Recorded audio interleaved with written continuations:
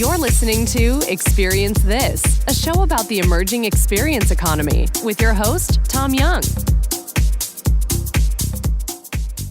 Hi, everybody. Hey, this is Tom Young. Let's go around the room.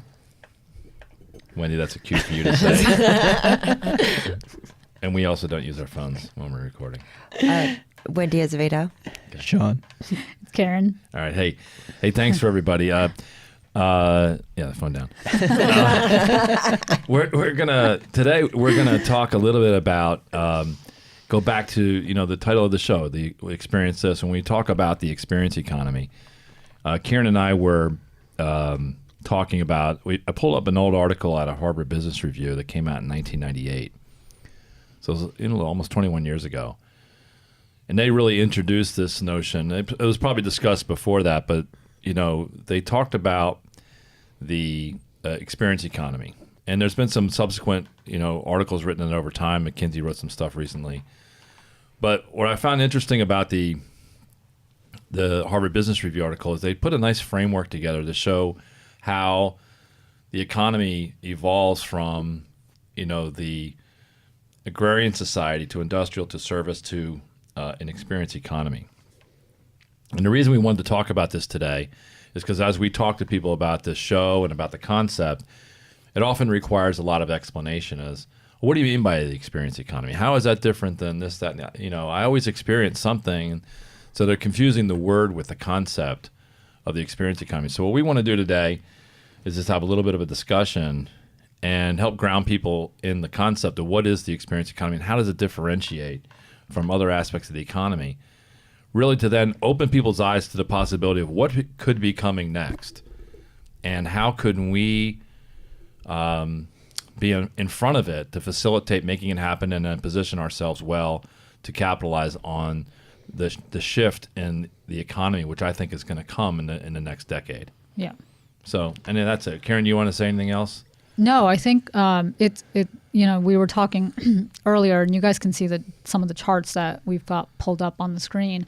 It's fascinating that Harvard was talking about this 20-something years ago. And one of the articles that I was reading, I think it was like the first blurb actually in the Harvard link that you sent, was a simple example of, if you think about birthday parties, there was a time when people were making cakes from scratch, and then it turned into pre-mixed Betty Crockers, and then people started outsourcing parties to Chuck E. Cheese. So it's like the experience economy in some ways has been around, but this is what I was asking you, and you answered it quite well about how digital has just taken it to a total different realm. And we'll probably talk about some of that stuff on the show, but it's wild. Yeah, so a lot of the premise that we had was, and the reason we started talking about this concept of the experience economy was our notion and belief that the digital tools that have been disrupting our lives, there's a negative aspect to that. And we hear a lot of that from people, especially who have teenagers. Like Wendy, you have a teenager, and they'll say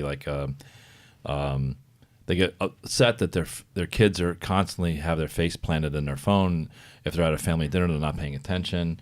And that's a common gripe, right? And so we see these digital tools disrupting our day-to-day lives. And we're saying, how do we flip that on its head? How do we use digital to make our experiences better? And just like we heard in the last podcast episode, right? Yeah. Sean was out on a trip and the digital tools actually came in really handy. They sure did. It saved you from a real jam. But I would say the technology in and of itself is agnostic. It's the application that is either good or bad.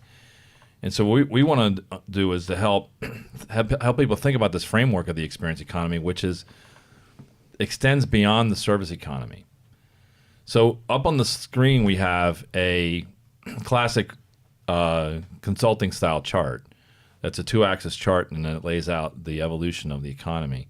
On the bottom you see pricing, going from market pricing to premium pricing. Market pricing would be low-cost wins. Premium pricing would be luxury brands. And on the y-axis or the vertical axis on the other side, you see undifferentiated, which is commodities. So I'm buying napkins here, there, the other place it's the same thing. It doesn't matter where I get it. To differentiate it, it does matter where I get it. So you're getting into luxury brands and things that matter in terms of how I get it and what I get. And then going up diagonally, you go from this commodity economy where we're extracting resources and selling them. So I could be selling stones, Right. or selling wheat, or selling Gold or whatever the aluminum, commodity might yeah. be. I'm selling those things and I'm extracting them as part of my business. And they're all the same. Like all gold is gold. For the most part. So Right, there's a commodities exchange where you could trade frozen orange juice, pork bellies, Yeah. wheat, gold, metals, and Silvers, yeah. even currencies become commodities in that sense. And then you move into the next realm, which and that largely was characterized, and we'll get into the next chart. Think of that as the agrarian economy. The next one is making goods, which is I take a bunch of things, put them together, and think of that as the industrial economy, where I'm taking elements and I create a finished good. And when I do that, I move up and to the right on this chart. Pricing goes up, and the competitive position moves from a pure commodity to something that's a little bit more than that. So, I could buy a shirt from this store, a shirt from that store. There's two shirts, but it's not a commodity. One's better than the other because of the brand and the quality, et cetera. The next move up is I move into a service. So rather than selling you a finished good, I sell you the service of that. So we were talking about, music. The commodity could be buying an instrument. The make good could be a record or an album. The service would be Spotify. And so when you move into service, again, up to the right and up vertically, more differentiated pricing, more premium pricing here. And then I move into the last one, which is experiences, where I stage things. So I go from extract, make, deliver, stage. Moves from commodities to goods to services to experiences. So the only thing I'm not sure if I totally agree with on this chart is premium. Like, they've got experiences being totally differentiated and highly premium, but I don't know. I mean, everything's not a super premium price for experiences. I think it's I don't know, supposed what to are you be guys saying? relative to the rest of them. Like it would be more of a premium than something that's just a commodity or something that's just a good. It's also a conceptual chart. I mean, because you could also make the same argument with services. If the service is done, like say for example, Spotify is less expensive than buying a music collection. Yeah. Yeah. And the reason the service is valuable is because it's cheaper. But I think we don't want to conflate multiple issues here. The reason it's cheaper is because at the same time we're seeing digital technologies make everything cheaper. Right? So if in the advent of the heyday of buying music albums, if I wanted to have a service that delivered me any song I wanted anywhere I wanted, it would be cost prohibitive. Right. Yeah. Right? There's also this, like when they said market for pricing, that just reminds me or makes me think like, okay, this is like if you're selling wheat, it's a standardized price. It's a market price. Versus when you're selling experiences, there is no... there's no standardized price for it. You have the opportunity to charge a premium. Whereas with wheat, you can't charge a premium. You'd be out of business instantly. So like, Wendy, when you think of like the things you buy today, give me an example of where you buy and let's map it to this chart. Of where I buy? Just pick something that you buy today. Well, think about the Supreme stuff that you buy for Alex. Okay. So that is ultra premium price tag, but somewhat of an experience tied to it. It's kind of interesting because a lot of their clothing is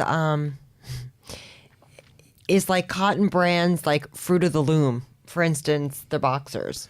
You can still have premium pricing within the good realm. However, yeah, I guess. So if I sell a Louis Vuitton bag, it's still a good. Yeah. But now there's also this, I'm not sure what the right term is, but there's almost like experiential brands. Yeah. Right? So now you've got goods and experiences kind of merging together to form a whole new way of reaching consumers. I don't think that these are exclusionary categories. It's again, this is a concept and a framework to apply to things. So, because like when your son's buying the Supreme stuff, right? There is a goods aspect to it, but then I would also argue there is the experience of I have these, I get to show them off, and there's aspects of that. Well, going to the store, the way that these stores are set up. So if you look at, there's a makeup company out of New York called Glossier, which is all the rave right now, but 90% of the rave, well, it's all branding, but 90% of the rave is the experience of going to the actual Glossier boutique in Manhattan. Like that, they're turning everything into a place where you can have an experience made for Instagram, particularly, but the line is 200 people out the door. That's crazy. On any given Saturday. Plus, it's important, like, because we were talking about this earlier, to understand that this doesn't just mean like, okay, we're going from commodities to goods, and then to services, and then to experiences, as if like the rest of it didn't matter. We move to goods, but it doesn't mean that all of commodities is gone. It's still there. And then we move to services, doesn't mean goods are gone. They're still there, right? So it's just like the focus might be moving towards experiences. But think of it this way, Sean. I think a way to extract a premium from a good is to add a service or an experiential element to it. Exactly. Yeah. Perfect. Yeah. Right. So a lot of luxury brands have that. Mm-hmm. Right. They come with the experience of having to wear it and being seen wearing it. Yeah. Right. Whereas if nobody cares, it becomes a like when you buy like a piano, the Steinway, they have the guy come and play the piano for you before you buy it. Yeah. Or the professional pianist. Part of the experience of buying it. Again, it's very interesting, but I think what we're seeing is this notion of the emerging experience where we're changing the notion. So, reason we have Sean, you here as a millennial, and Wendy, you have a young son, so you have some appreciation for the different value set that people have. One of the commentaries on millennials is that they value experience more than material goods. Yeah. Is it fair? 100%. Yeah. Alex says, he always makes the comment, he gets angry. He's like, oh, this person was wasting my time. Like that is he's 15. He has lots of time. But that's that is a huge gripe, whether it took a long time at, of course, McDonald's or at a store he's buying something at. There's a focus on time. Yeah. Which is interesting at 15. At 15. Time is actually an element. Especially nowadays, we have so much that takes our attention. You know, like every minute is so much more. I'd say in economic terms, there's such a higher opportunity cost for every minute. Because there is so much more that you could be doing in that minute than maybe 30, 40 years ago, before internet, before gaming, before all of that other stuff. But it's almost like that's this instantaneous. They're so used to things being so fast on their phones. There's just so many things that are a lot. The patience isn't there. Yeah, like what takes a really long time to do anymore? For like a 15-year-old, I don't know. Yeah. Riding their bike. But just think about when they can Uber. I think the affluence of society, I think lends itself to allowing the millennials to look at the chart. We put up another chart here where we lay out some characteristics of these four categories, but they look at it from the right to the left versus left to the right. Mm-hmm. I think the older so think of why do you buy food, right?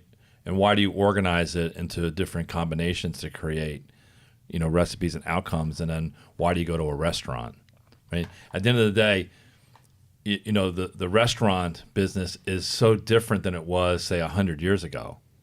There was there was a place to go in town, and it was utilitarian in terms of feeding you. Mm-hmm. And now it's turned into an experience, and a lot of people, for example, my parents, eat out quite a bit. I'm going to say 4, 5, 6 times a week, because they don't want to do the cooking and the commodity shopping, and so they just buy the service of someone taking care of that, mm-hmm. right?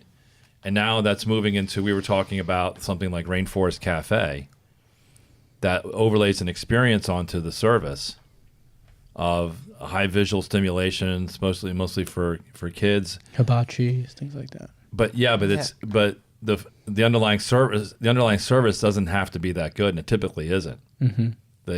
The like a dinner theater. Right. You know, do you expect to get good food at a dinner theater? No. Probably not. No. But they feed you, and you're ostensibly going there to get something to eat and be entertained, but the entertainment's... But it's hilarious that people are willing to compromise their standards on some stuff. Yeah. Like people don't care about the meal in certain settings. Yeah. Because they're going there for a larger, more memorable experience. So think of, let's think of the movie theater. Right, all these movie theaters are being retrofitted out with nice recliner chairs and food and drinks. Right, at least around here there is. Yeah. I mean, I don't know, because otherwise you can't compete. Because the service now can be, you can get a movie on a nice 4K TV in your home. I'll just do that. Yeah. So now you go to the movies for the experience. Yeah. Right. And people pay. But they won't pay for... But really, how often do people go to the movies? It's not going out of business. I don't go, but... Do you go? No, but when I did, I went once in the past 6 months, and it was because it was going to be an experience at one of these lay-down reclining theaters. Yeah. And you go with your friends. When was the last time you went, Sean? I really can't even remember. It may have been over like a year ago. I saw this really bad romantic comedy, but I only went because I went with a girl. I didn't want to go. Do you go, Wendy? Rarely ever. I'm not a fan of the movies. I don't like to. Yeah. So, but that availability bias is. I mean, we know that, for example, that Avengers, or one of those movies that just came out like that, as Avengers. Yeah, Avengers. Like $1 billion in 8 minutes, right? So they were selling lots of tickets. Yeah. I went to go buy a ticket because everyone was talking about it. I didn't really want to see it. I don't like those movies, but I couldn't get a ticket. Yeah. Couldn't get a seat. These seats were all reserved for 8-10 days out. So there are people who are going. Yeah. But I would suggest to you that they're going for the experience, because you can watch it with headphones and sit right in front of a big screen TV in 4K and see it, and it's great. But I don't go because I don't like this. I think the movies are shit. Yeah. And so I don't like them. I think TV is a much better format for telling a long story. Plus, the demographics are probably different. I feel like kids love those. Kids love movies, going to visual movies. Stimulation. Yeah. But let's go back to the experience side of it. The economy is drifting towards differentiation.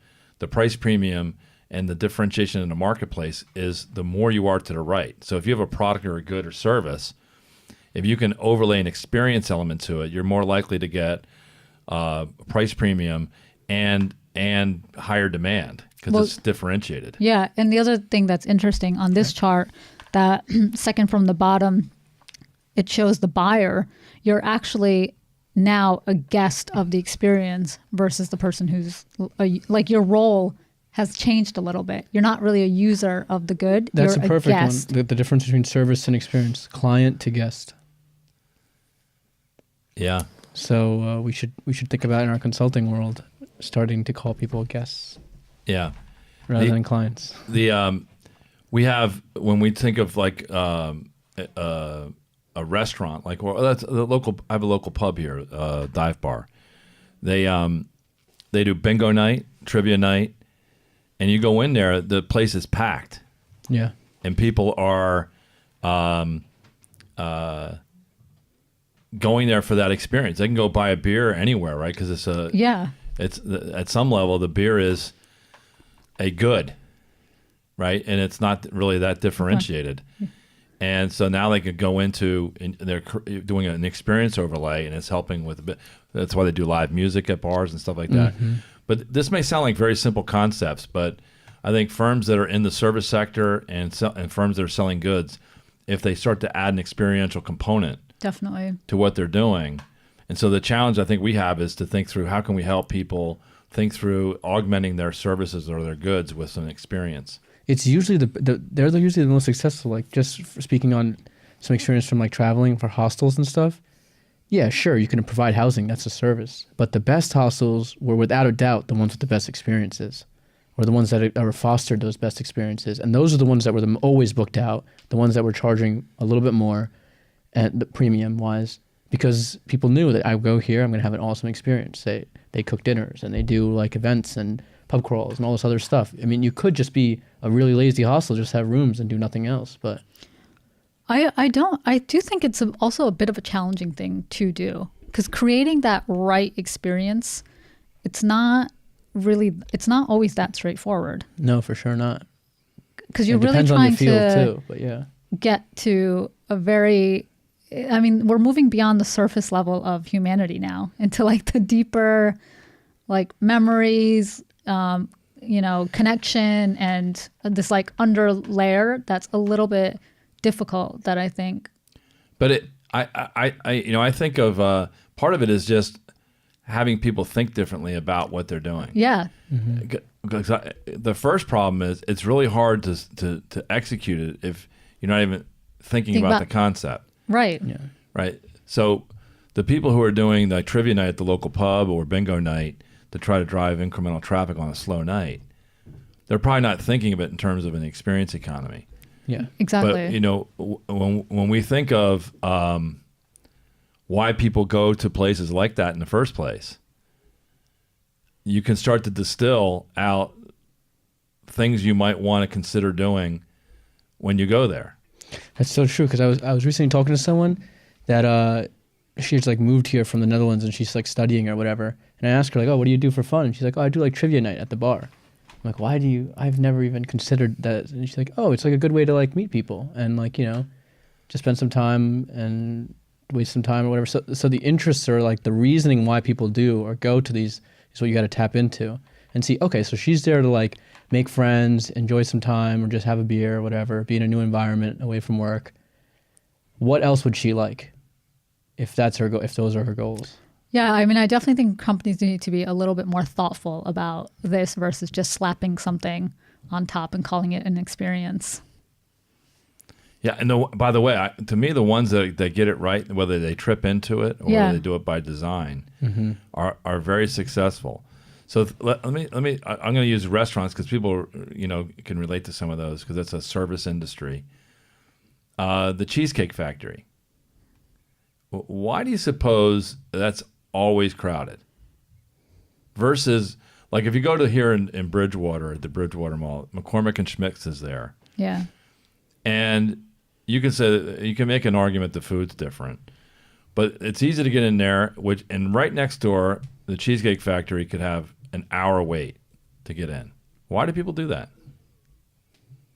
You guys are looking at me like I'm crazy. Well, I don't know. I'm trying to decide, is it, because there's a couple factors at play. Yeah. The menu at the Cheesecake Factory is really extensive. Yeah. So you're probably catering to, if you've got a party of 4, most people are probably going to find something.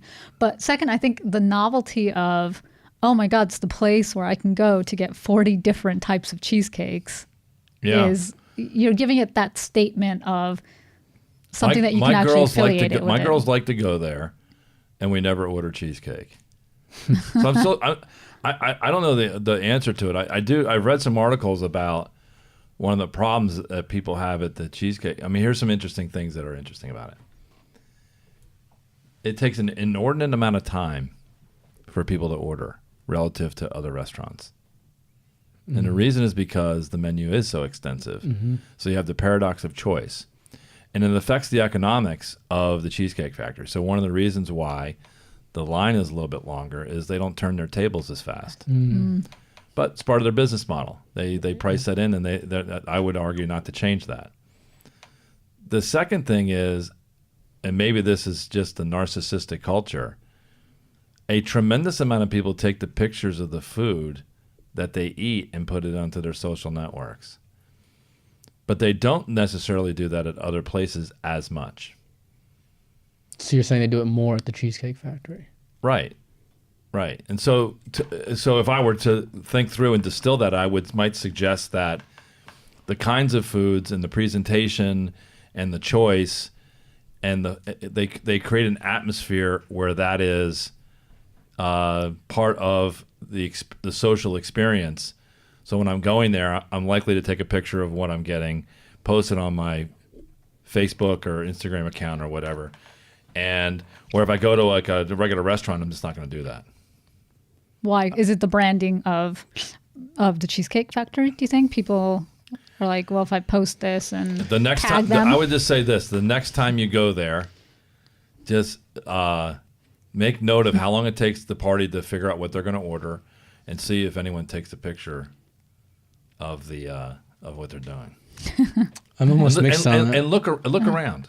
Just look around, because don't like I said, it's easy to say I wouldn't do that or my friend wouldn't do that. Well, that's not market research. That is availability bias. That's we don't go to the movies, but that doesn't mean that people don't go to the movies. Yeah. Right. Yeah. So when you just look around and watch, because one thing is undeniable: you cannot get in there tomorrow night. If you go there at 6:30 or 7 o'clock, you will wait for an hour, and it's always crowded. So that's an example of helping think through what's the experience level. And some of the stuff again, they may not be doing it by design. They're doing it by it's an outcome, but it is part of the truth here. Right. What's happening.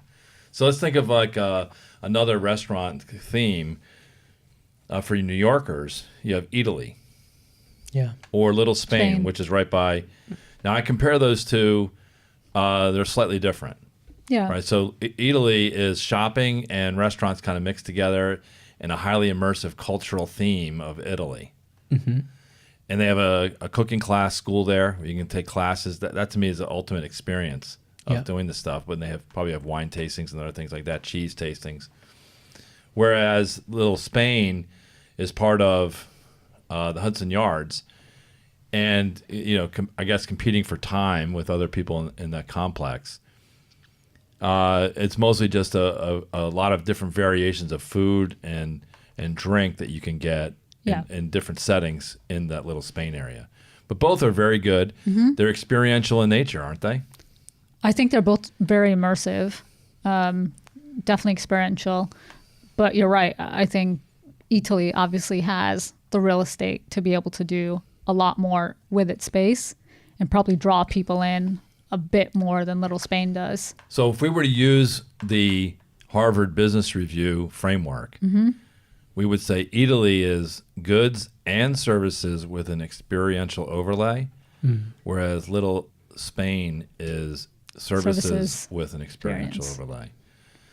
And I think the model where you have all three is better. That's just my personal opinion. And I go back to our visit to the Starbucks Roastery Reserve, where they have a retail component where you can buy things. They have the service where you can have a cup of coffee. They'll pour it for you there, and it's the whole experience of that. And then the experience of just being there around that. And watching them roast the beans. And so I think that qualifies for having all three. Yeah, I feel like of most of the places that we've visited probably in the past 6 to 8 months, I think Reserve has nailed it. Yeah. In terms of being the most especially for their highly experiential for what they place. do. They're a coffee shop. They did a great job making one of the other early ones we visited was the furniture store, Restoration Hardware. Yeah. That has all three as well. It's a product. You're buying furniture. Mm-hmm. They have design services in-house there where you can go and, we bumped into somebody. Was it you that knew somebody? Yeah, there? my friend Jody. Yeah, and they had a $250,000 budget to build out, to furnish a beach house. Yeah. Wow. It's a lot of money to spend, but if you have a $3 million beach house, $250,000, why not?